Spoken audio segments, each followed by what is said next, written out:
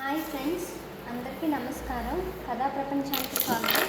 ఇవాళ కథా ప్రపంచంలోని మరొక కథ సత్యం పలుకు. ఓ బందిపోటు దొంగ ఉన్నాడు. దారులు కాసి దొంగతనాలు చేసి ప్రజలను కొట్టి పీడించి వారి ఆభరణాలను, ద్రవ్యాలను, విలువైన వస్తువులను అపహరించి మాయమవుతుంటాడు. వాడు ఎంతమందిని అంతం చేశాడో ఎవరికీ తెలియదు. ఎన్ని పాపాలు చేశాడో లెక్కే లేదు. ఆ స్థానంలో కథా ప్రవచనం జరుగుతుంది. ఓ సాధు ప్రవచనం చేస్తున్నాడు. చాలా పెద్ద పెద్ద వాళ్ళు కథను వినాలని వచ్చారు. ఆ బందిపోటు కూడా అక్కడికి వచ్చాడు.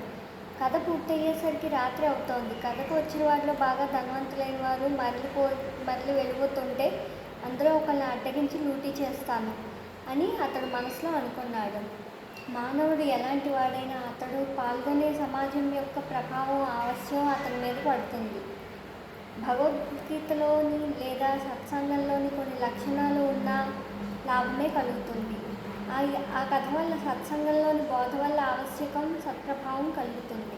కథను ఆలకించిన తర్వాత ఆ బందిపోటు సాధువు మంచివాడే అన్న భావం కలిగింది. కథను ఆలకించిన తర్వాత వానికి మృత్యుభీతి కలిగింది.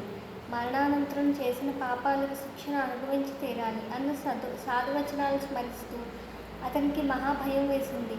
వాడు సాధువు దగ్గరకు వెళ్ళాడు. స్వామి, నేను బందిపోటు దొంగని. ఈ వృత్తి నన్ను విడిచిపెట్టడం లేదు.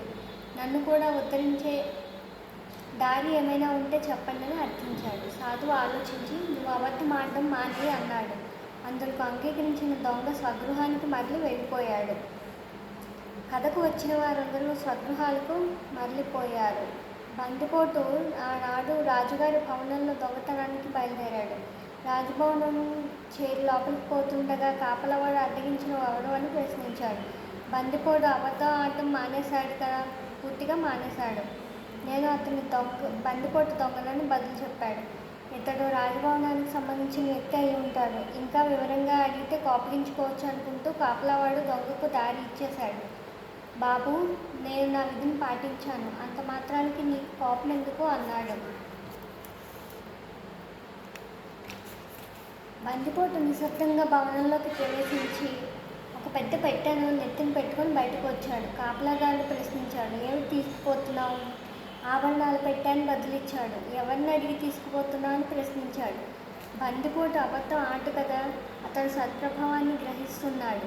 కాపలాదారుడు తనని రాజభవనంలోకి వెళ్ళనిచ్చాడు. అది కూడా సత్యప్రభావమే. లేకుంటే ఎక్కడైనా కాపలాదారు తన లోపలికి పోనిస్తాడా? నాటి సాధువుల గురించి బందిపోటు హృదయంలో విశేషమైన శ్రద్ధ ఏర్పడింది. వాని భయం మటుమాయం అయిపోయింది. ఇంత ద్రవ్యాన్ని తీసుకుపోతున్న నేను పట్టుబడకపోతే ఇక భవిష్యత్తులో ఎన్నడూ దోపిడీ చేయను. తన దోపిడీ వృత్తి నాటి నుండి వానికి హేయంగా గోచరించసాగింది. కాపలాదారునితో మాట్లాడే వేళ అతడు ఎంతమాత్రం శంకించకుండా నిర్భయంగా భాషించాడు.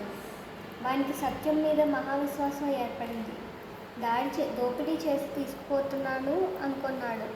ఏదో సామాన్యమైన వస్తువై ఉంటుంది. ఇతడు చూస్తే మహాక్రోధ స్వభావం కలవాడిలా కనిపిస్తున్నాడు అనుకుంటూ కాపలాదారుడు ఆ వ్యక్తిని పోనిచ్చాడు. తూర్పు తెల్లవారేసరికి రాజభవనం అంతా కోలాహలం బయలుదేరింది. ఆభరణాలుండే పెట్టి కనిపించడం లేదు. కాపలాదారుల విషయాన్ని గ్రహించిన మహారాజు బందిపోటును పట్టించి అడుగగా అతడు సత్యమే చెప్పాడు. అందుకు మహారాజు ప్రసన్నుడయ్యాడు. మహారాజు ఆ బందిపోటును తన భవనానికి ప్రధాన రక్షకుడిగా నియమించాడు. ద్రవ్యం కోసం ఆ దొంగకు లూటీలు చేయవలసిన అవసరం లేదు కదా. అతడు సర్వాధిక మహాపాపమైన అసత్యాన్ని విడనాడాడు. దానితో మిగిలిన పాపాలన్నీ తమంత తామై నశించిపోయాయి. అసత్యానికి మించిన పాపరాశి లేదు.